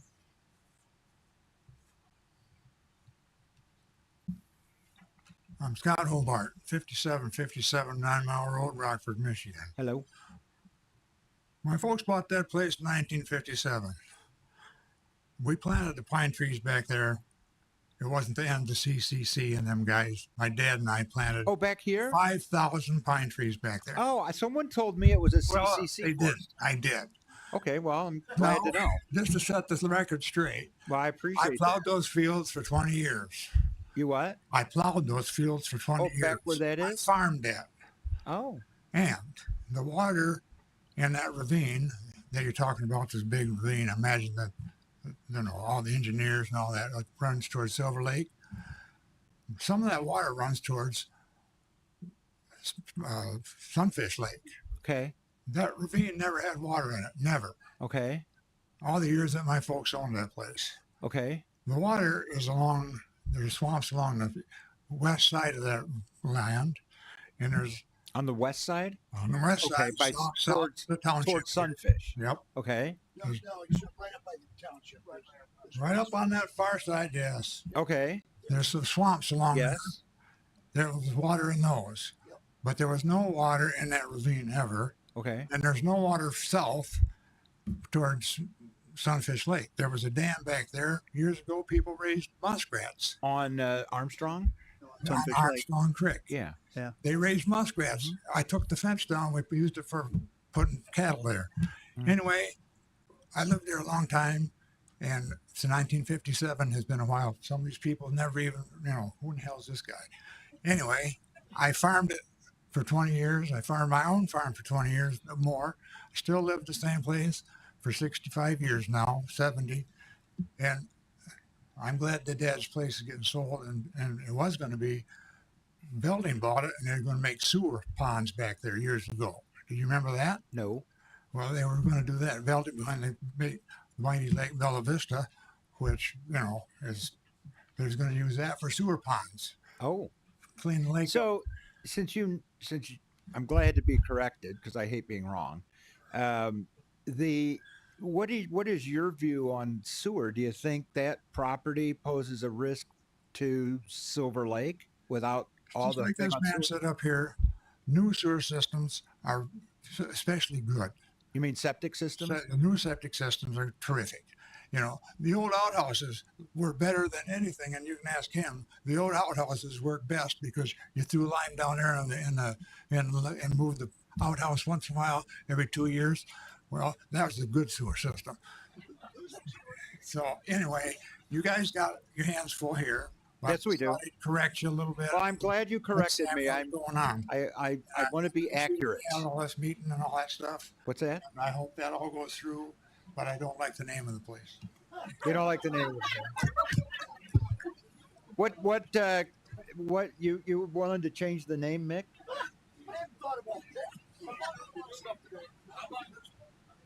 We'll name it after you. How's that?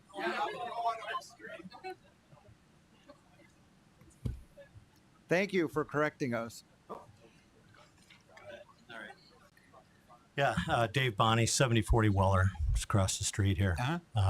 Been here, involved with that area on Weller since 1968, when Myers Lake Road was dirt, and the traffic back then was nothing. I know.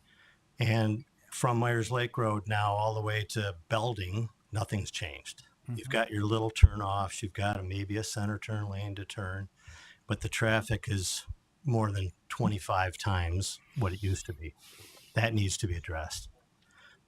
If I were to, a lot of people won't come up here and talk, but if I were to ask how many people think traffic is an issue with this thing, oh, I'd raise my hand too. There's no question. You got a lot of people that are concerned with that. No, so are we. And to have him say that you put a little center turn lane or a little workaround, little right turn lane, that's not going to do it.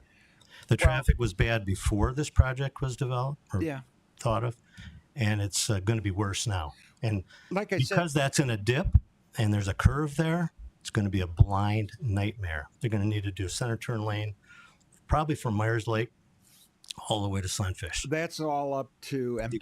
You got Wildermere, you got Farrell, people pulling out of Lake Weller. People zoom around me 60 miles an hour when I'm trying to turn left right here onto Weller.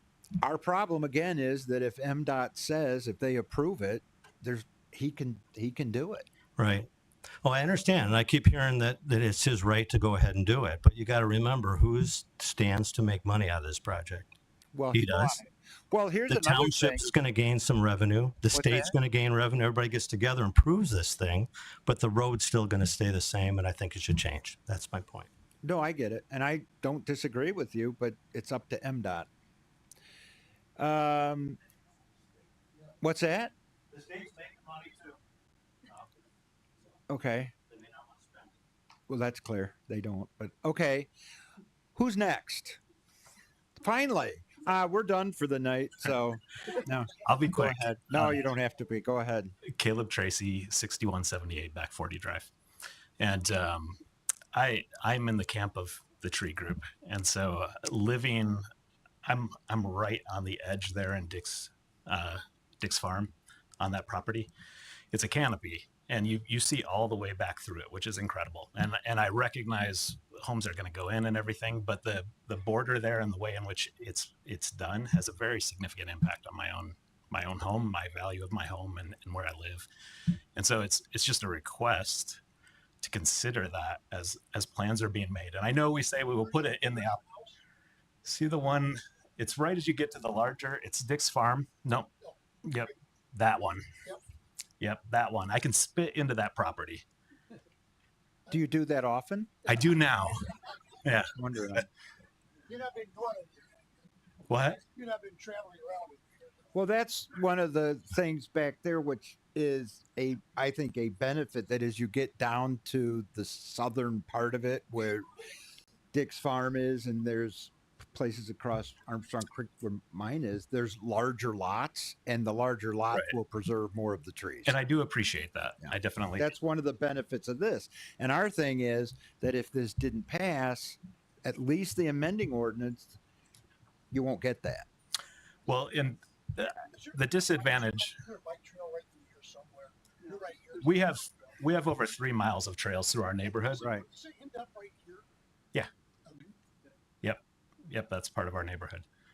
my house specifically is going to be closer to that road than almost any other home that is butting up to this. You probably built closer to this property line than we will build. I hope so. I hope so. Yeah. Yeah. So, I mean, you probably influenced it more than we're going to. Okay. And just so you know, the green is not the way, they're not clear cutting except for those. Right? You got that, right? Right. I did get that. Yeah. Okay. All right. Anything else? It's so long. No, but thank you. You're welcome. Who's next? Anybody? Come on up.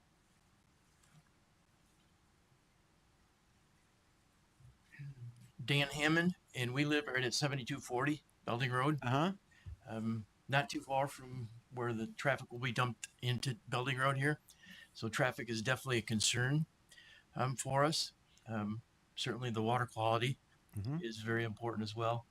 But the traffic and safety of the residents on Silver Lake, right in that area especially, is going to be questionable. And my question just is there any way that MDOT could get a clips or any kind of sense of the concern of all the residents here? Oh, they absolutely will, because you're going to have the public's invited to all the planning commission meetings, right? And so those are published, the meetings of the planning commission. Steve, we also show them online now too. What? Planning commission meetings are online streaming. Oh, the planning commissions are streamed, meetings are streamed, but I think you'll get notice on the website of when the planning commission is, and the agenda is published on the website, right? Before the meeting. I encourage everybody to go to the planning commission meetings. And then, and MDOT will know, they will know. It's not, I don't think MDOT has public hearings on it, but, you know, they will communicate through this. It will get to MDOT. Is there any way for residents to communicate, to email MDOT and just share concerns? Well, the one way would be to write your representative, Brian Posthumous, for sure. Email him to let him know your concerns about this. Okay. Yeah, because one life. Oh, I agree. There's no value earned by anybody that's worth that. So, right. You know, if that can be really important for making the decision. That's why we have same thing. We've been trying to get lights there for up in, at Ramsdale and the school. Yeah, we love walking the trail and our grandkids, but as soon as that goes in, we'll be walking the other way instead of passing that on and off. Well, whether it's this or not, at some point, the township has to go to MDOT, and we've talked about this, the road committee. We have to go to MDOT with some kind of outside of the box thinking. Many years ago, I thought the solution would be, it would really slow traffic down, but it would hinder it, which MDOT's all about moving traffic. These road commissions are. I thought you make it a boulevard and you have trees down the middle of it, because trees slow down traffic. And they laughed at me like I was mental or something, which I, you know, but that was a total non-starter with them. But I think that as whatever happens with this, we have talked about going back to them with some kind of big ideas that are not what they're normally. They just have their way of doing things. Here's a traffic study. Yeah, go ahead and do it. But we got to come up with something. Mm-hmm. But yeah, they're hard to deal with. Thank you. Thank you. Anybody else?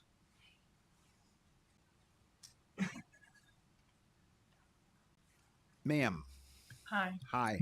Pat Kronemeyer, 6530 Myers Lake. Mm-hmm. And your proposal puts fear in my heart. I mean, I understand the traffic. I understand everybody's concerns. And I'm not saying it's a bad idea, but how far south of the current township driveway off into Myers Lake would this thing be? Yeah, nothing is, of course, approved. I know, discussed, I understand that. But the vision I had would be just running the south border of the property. So if you've ever walked this loop trail here, it would go right across that loop trail in the back of the property here and through the mountain bike path out to Myers Lake. Okay. because I'm like the third house you see on the east side of East side, Myers okay. Lake. I put a big pole barn up a couple years ago. Mm-hmm. That's me. And I live, I mean, would MDOT have to be involved if they wanted to cut a drive over there? Road Commission, Or- Kent County Road Commission. Kent County Road Commission? They'd have the same. The same kind of thing? I mean, because I love where I live, but Myers Lake is a death trap waiting to happen. Mm-hmm. I mean, don't drive that. I do. Yes. You I know, drive it every day. I mean, it's because I'm at the top of, like, just barely over the top of the hill. And That's why I'm not sure that Myers Lake is too hilly. that's it. That's big it. yeah. You don't have the visibility. I mean, I tell anybody that comes to my house, if you're going to turn out, whether you're going left or right, you sit at the end of that driveway have to. and you watch. You do. Yeah. And you count. And if you have nobody for that, like a count of 10, then it's safe to pull out. Do you know I pulled out onto Cruder? I was turning left and I saw what? Which on Sunfish or Myers Lake? No, I turned off from Cruder onto Myers Lake Road going south. Okay. All right. And there was a car way down coming. I knew I had time to pull out. I pulled out. It was a young kid. He was going way over 100. Oh, yeah. Because I knew I had plenty of time if he was going anywhere near the speed. He didn't slow. He passed on the double yellow line on these hills. And I caught up to him at the intersection there because, you know, of course I went 90 to catch up, but no, I didn't. But anyway, so no, just so you know, this is all we're just thinking. Oh, and I understand that. I mean, I just, like I said, I don't disagree, but it makes me nervous. Oh, I get it. I get it. The added traffic. Oh, I know. It would do to Myers Lake. That your point is well taken, and unfortunately, that there's just no great answers, right? I mean, Sunfish is the same way. I watch people go down Sunfish in the morning, 80 miles an hour, and that's it's posted 35 when you get down by the lake because it's all blind corner there. Oh yeah. And so, funneling it out to Sunfish, and the worst of it is trying to get out onto Belding and take a left turn. So we just have to try to find a way to do it the safest way possible. Yeah, I just don't. I don't have a solution. I mean, I wonder if they could consider even lights at certain times of the day. I would love lights, but that you might have better luck than I do. But your man is right back there. He's with the Planning Commission, and so you'll be seeing him. All right, who's next? Nobody? All right.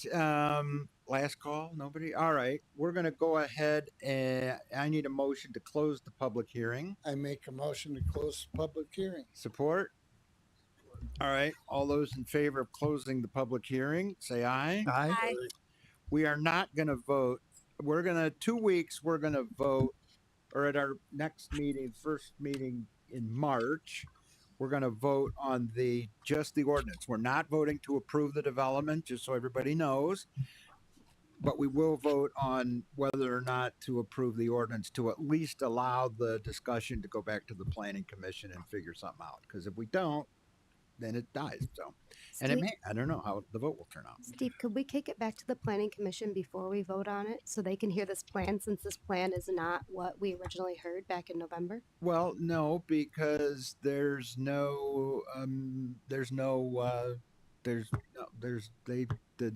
rejected, and so did we, the amending ordinance. So there's really nothing for them to talk about. It would just be nice to explain it to them so they could have buy-in, since we kind of jumped initially. To explain what now? Just go over the new plan, since there's so many amazing things. You can do that. Okay. I mean, if you want to, I mean, when is your next meeting? It's March 11th. What's our first meeting? March 10th. Could we have a special meeting in between? No. I mean, look, I mean, the thing is this amending ordinance just allows the discussion to go forward. Do you want to vote on that tonight, or you want to wait? We can wait. All right. But I think we're going to do it at the first meeting.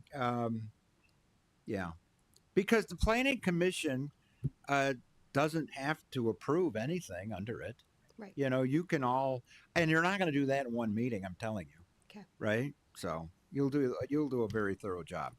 All right. So unless everybody is so excited to sit here and watch us make more sausage, you can go if you want. We can take a minute and let you all leave. I'm gonna use the restroom. Thank you, everybody, for coming. Thank It you. was great Yeah. to see a good turnout.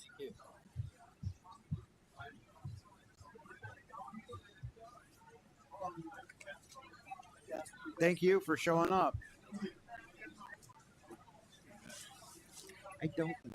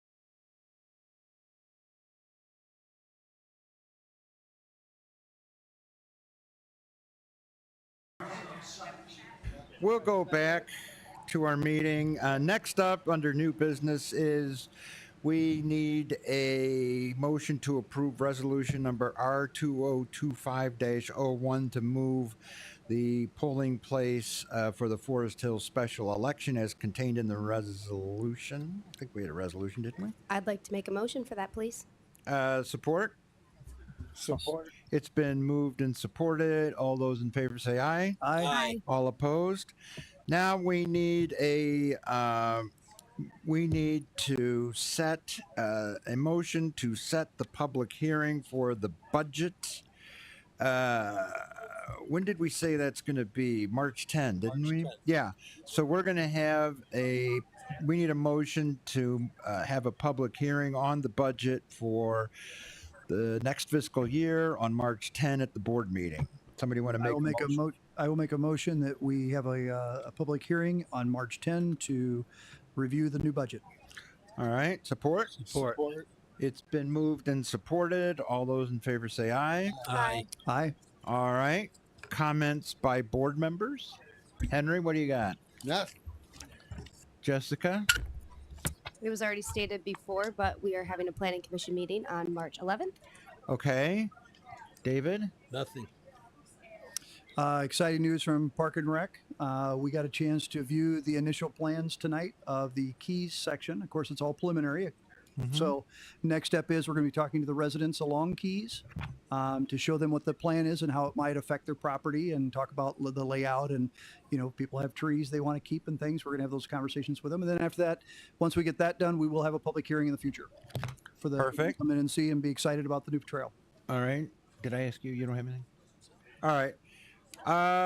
Public comment. Anybody have anything? That's all that's left. Okay. No. All right. We're adjourned.